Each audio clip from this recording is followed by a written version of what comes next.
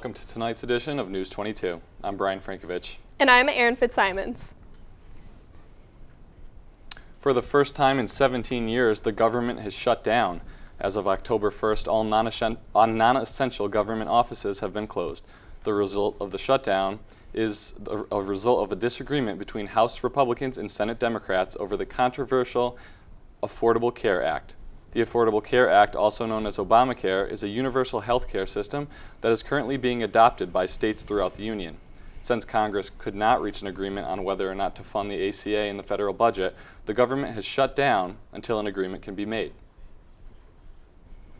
A 12-year-old girl in Stanford has been charged with disorderly conduct on Tuesday for bullying one of her female classmates at a Stanford private school. Lieutenant Diedrich Hahn said the bullying escalated to such an intense level that the 13-year-old was contemplating suicide. The girl's arrest has drawn more attention to the nationwide issue of bullying in schools. Hahn warned all students that this type of behavior will not be tolerated. The cruel, dog-hating Disney villain we all love to hate is getting her own movie. Disney is planning a new live-action film about none other than Cruella de Vil. This isn't the first evil villain to get her shine on the big screen. Maleficent from Disney's Sleeping Beauty, played by Angelina Jolie, will be making her debut on the big screen this summer of 2014. These evil ladies are finally getting the attention they've always desired. From the success of the two spin-off movies of Snow White in 2012, Mirror Mirror and Snow White and the Huntsman, I'm sure Cruella and Maleficent will do just fine in the box office. And we'll be back with this week's editorial after this short break.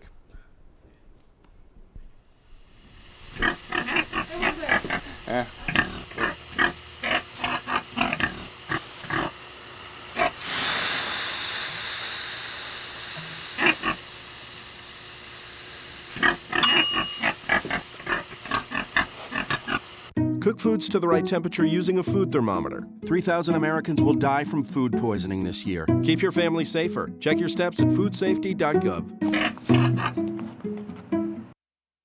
I got no pulse, so losing. He's in vaping. Shocking. Drives it road all the time. Just had a few drinks. This can't be happening. Are we clear? Clear. We just buzzed. Just buzzed? You didn't tell us that, sir. You're right. This isn't happening. He'll be fine. I feel good. Really? No, not really. Buzz driving. Clear. Maybe we should stop acting like it's no big deal. Shocking.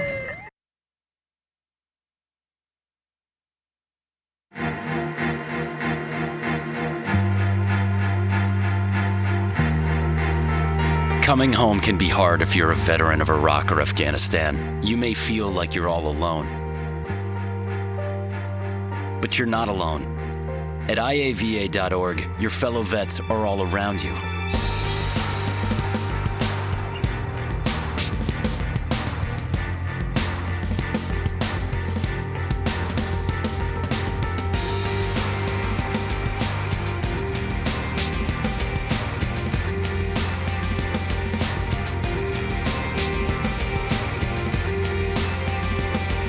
Join our free online community, get the resources you need, and connect to other vets who know where you're coming from. iava.org. We've got your back.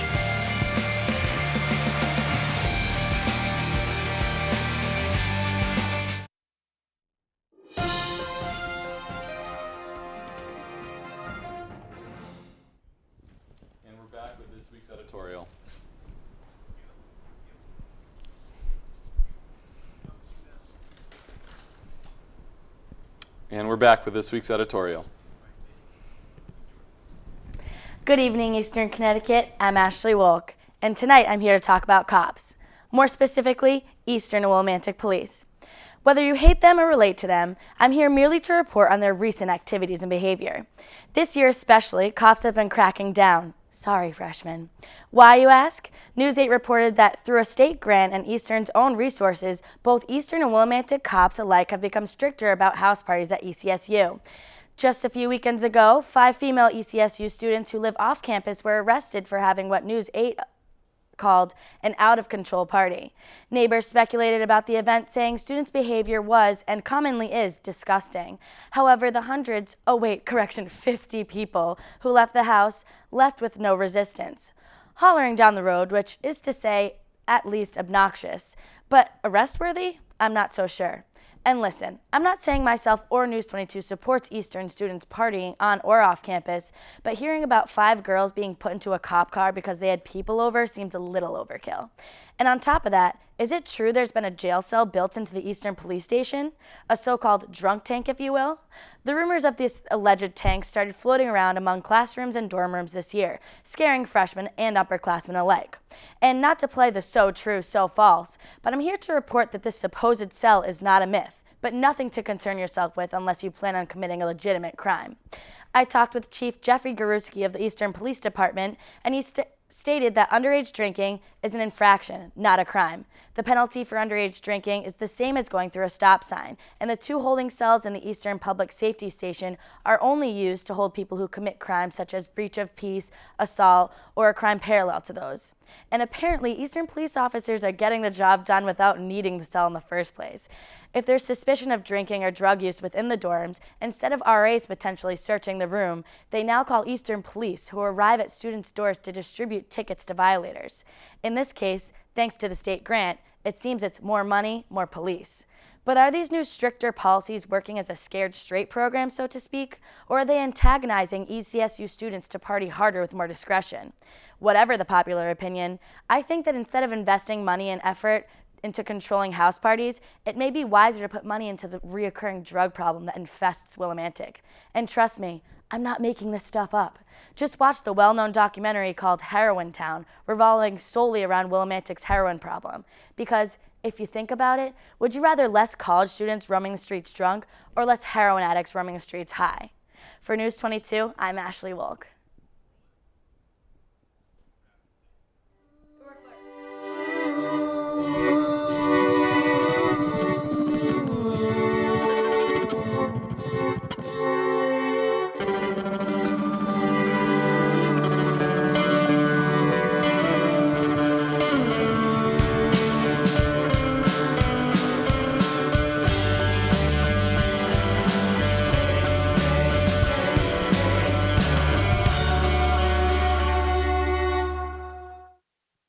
But it would be safe to keep your distance until the no secret that laughter makes you smile. Reliable sources say that chicken soup has proven Has found their way out of this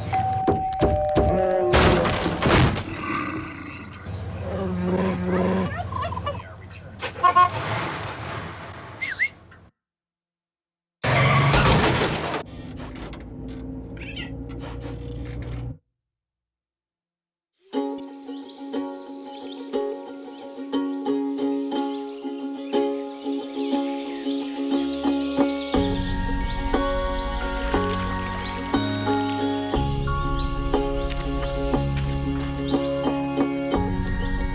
Getting closer to nature can get you closer to your family.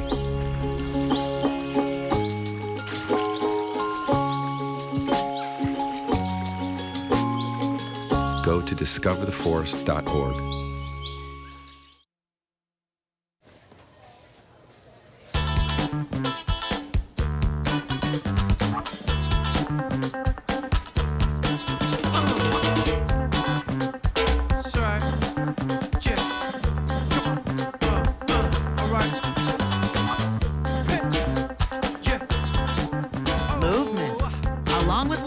It's one of the many ways to fight osteoarthritis pain. For more information on managing pain, go to fightarthritispain.org.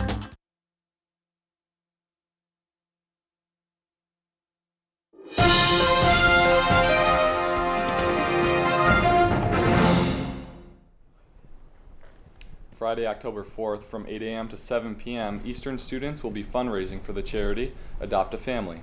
The purpose of this event is to raise money to adopt 3 local underprivileged families. The money will go towards buying gifts and food for the holiday season.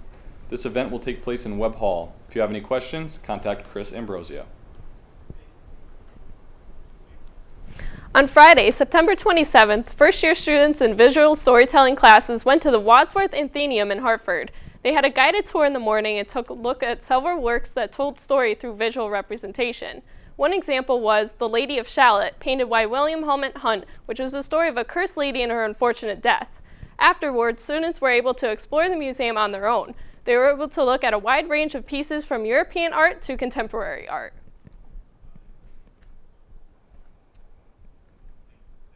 The Akis Gallery here at Eastern Connecticut State University is home to many unique pieces of art.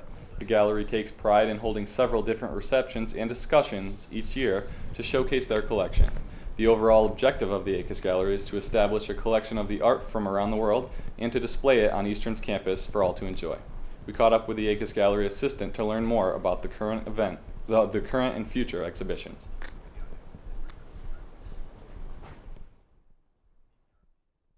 A little bit about why and how she made the pieces. In about 2 weeks, on October 24th, we'll be moving on to our next exhibition, which will showcase the oil paintings of Maurice Shapiro, who is actually a Connecticut native. Be sure to stop by the Akis Gallery before October 7th to see the incredible lineup of sculptures created by Carol Brooks. Also on October 9th, Eastern will present Rita Chiarelli and Wally Lamb at 7 p.m. in the Betty Tipton Room located in the Student Center. Rita Chiarelli is known throughout Canada as the Goddess of Blues, and Norwich native Wally Lamb is the best-selling author of novels such as She's Come Undone and I Know This Much Is True. Chiarelli and Lamb's presentation will include a viewing of the film Music from the Big House, followed by a musical performance by Chiarelli. Tickets for the show will cost $10, and you can reserve tickets by emailing tickets@easternct.edu. ECSU kicks off its fall semester with the annual pep rally, where the ECSU dance team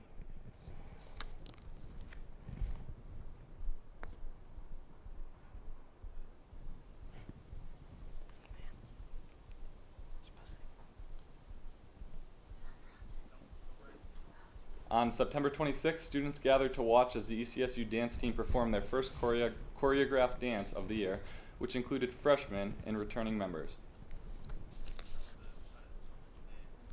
Really strong team this year, and we look forward to performing at basketball games and performing at UDA in Orlando, Florida. Yeah, this is our first year going to UDA and Disney, and we really hope to place nationally, and we're going to work really hard to get there.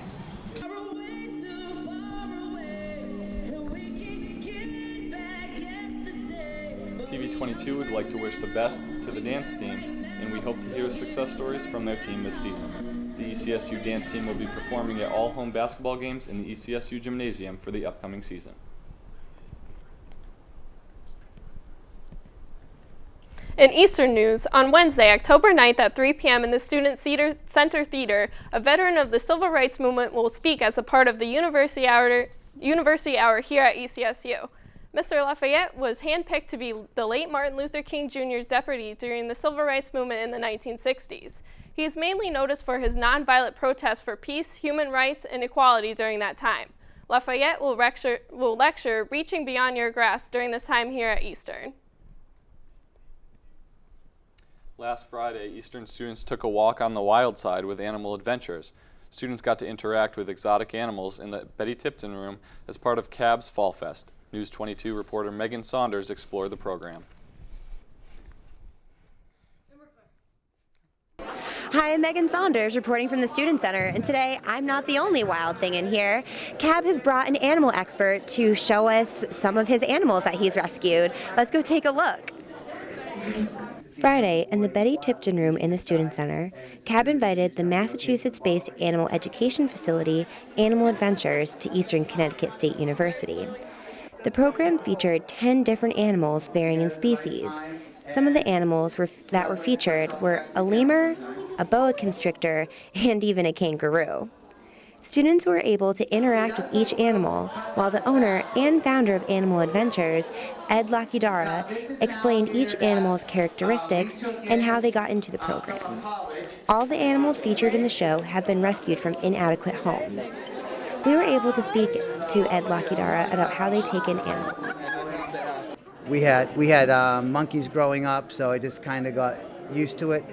Being around all these animals, I had an obsession with alligators and crocodiles, and I went to school off and on, and got invited to take different classes and courses, and just got to work with all these animals. And then we just kind of had the reputation, hey, we have a sick animal, we know where you can bring it, and just kind of snowballed from there. Things certainly got wild here at this animal adventure in the Student Center today. Reporting from outside the BTR, I'm Megan Saunders for News 22. Thanks, Megan. For more CAB events, check out the online calendar of events. TV22 member Megan Saunders will be going around Eastern once a week to see what's going on in her segment, What Up Eastern? This week she emulates a popular YouTube video, Hey You, What Are You Listening To? By Tyler Cullen in New York City. She scoured Eastern for music lovers to ask them, hey, what are you listening to?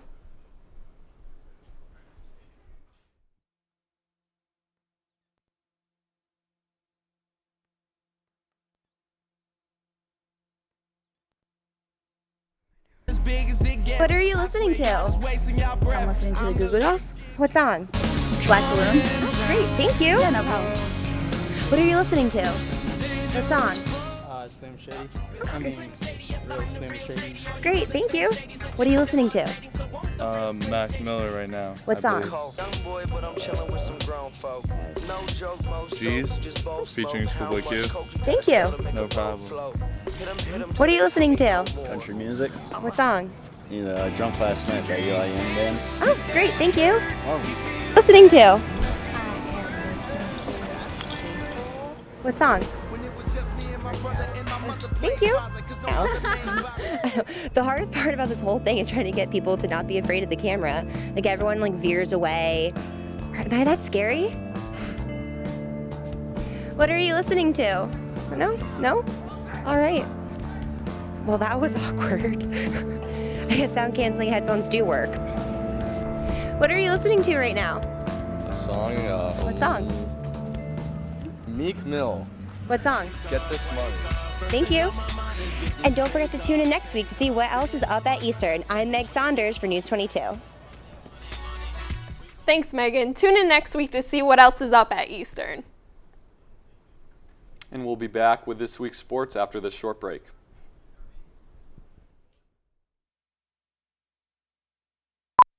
Two outs with a runner on first base. Now the big guy comes up to bat, hitting .342 with 92 RBIs and 36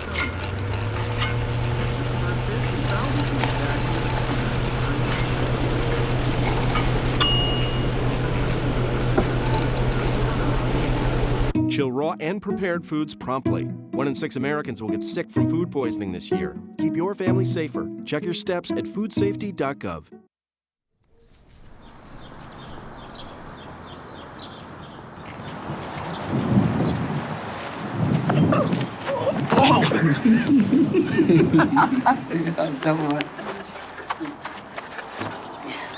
How you feel? How you feel? I'm feeling good. Spin me, spin me. Gotcha.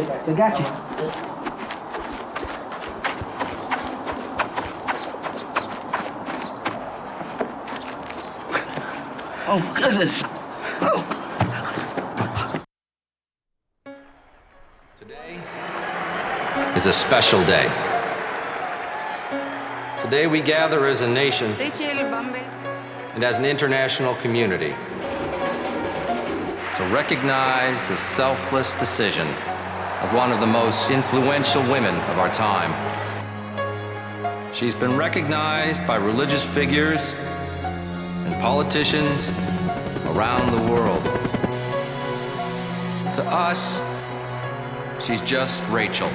But to the rest of the world, she's the woman who, after having one too many drinks, chose not to drive home buzzed. Here today to honor Rachel is the family whose lives she spared.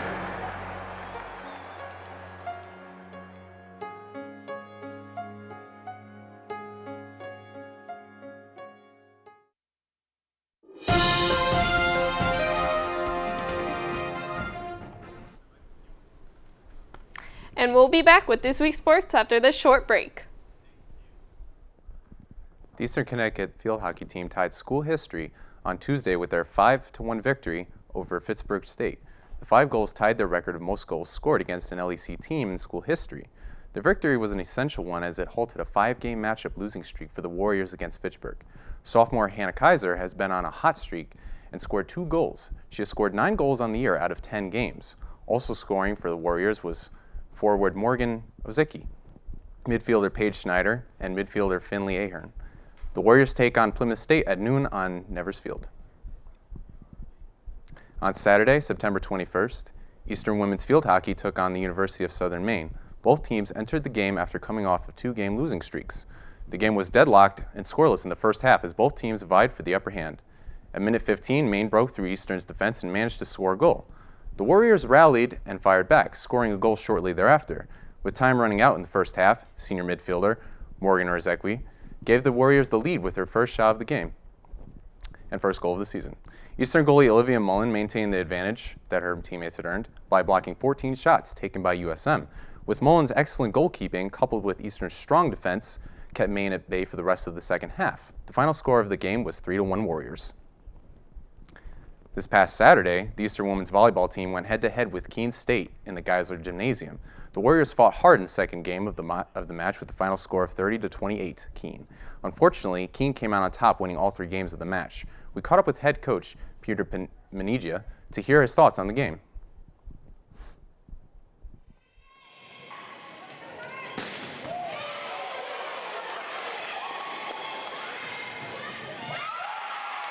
We had our second league match against Keene State, one of the best teams in our league. They came in second in the finals last year. Tough match. We went 3, and in the second set we actually lost 30-28, having 4 chances to serve for a set point, and weren't successful. But we played them hard, and I felt good afterwards. This weekend, the team will be hosting the annual Crabtree Classic in the Gymnasium. Be sure to go out and show your support. In Eastern news, it was another victory for the men's soccer team on Wednesday as they defeated St. Joseph College 3-0. The Warriors have now moved from 10th to 7th place in the NCAA New England rankings and have posted their 5th straight shutout. Freshman goalie Greg Walton was the LAC's goalie of the week, and he has been nothing short of amazing in the net. The Warriors face 3 upcoming road games and face the University of Massachusetts, Boston on Saturday. The Eastern women's soccer team snapped a 3-game losing streak on Tuesday night, defeating Connecticut College 2-1. Freshman forward Haley Lenning scored both goals and now has 3 goals on the year. With 18 months left, Lenning scored the go-ahead goal that ended up winning Eastern the game. It was Eastern's first home game in a little over a month, and they hosted the University of Massachusetts Boston on Saturday at 3 o'clock at the Mansfield Sports Complex. It's been a rough beginning for the new season for the Pittsburgh Steelers. Their record standing at 0-4. The Steelers haven't seen a start like this in 45 years. The problem seems to be both offense and defense. Both with 12 games left, the Steelers have more than enough time to turn their season around and have a chance to compete in the Super Bowl. That's all for sports. I'm Jose Rivera for News 22. Thanks for watching. If you want to see any of our past shows, go to tv22.blip.tv. I'm Bryan Frankovitch. And I'm Erin Fitzsimonds. Have a good night.